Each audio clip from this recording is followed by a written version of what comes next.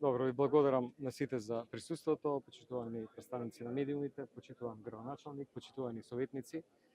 Навистина ми е чест што присуствувам најпрво на празникот, јубилеј 80 години ослободување на градот Струмица, со ваков убав настан проект воведување на електричен превоз во градот и приградските средини за прв пат во историјата, не само во градот, не само во државата, туку и на Балканот. Еден сеопфатен проект во кој што се мислело на многу аспекти. Би рекол еден проект кој што е императив на многу европски градови да има електричен превоз, да се подобро поврзат градските наслоби помеѓу себе, понатаму приградските наслоби селата со градот, при тоа да има олеснување во пристапот и бесплатно возење во одредени денови за одредени категории на граѓани, пензионери, понатаму ученици, студенти, посебен пристап во автобусите за лица со посебни потребни, посебно место за полнење на електричните автобуси, повторно обезбедено од обновливи извори на енергија, нешто што е навистина цел, би рекол, на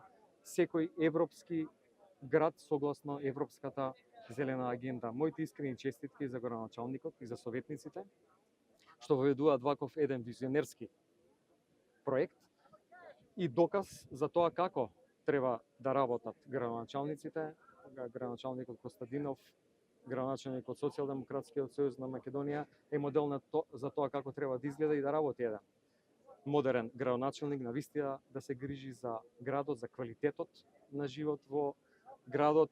Гледаме, сведоци сме и на други примери како други градоначалници се однесуваат, мора како лош пример да го наведеме и чиста спротивност на ова што сега се случува во Струмица, за жал градот Скопје, затрупан во ѓубре, без автобуси доволно за јавен превоз, за жал еден целосно неодговорен однос на ВМРО-ДПМН и нивната градоначалничка Даниела Арсовска. Уште еднаш честитки и посакам уште многу успешни проекти. Може прашање? Да, сигурно.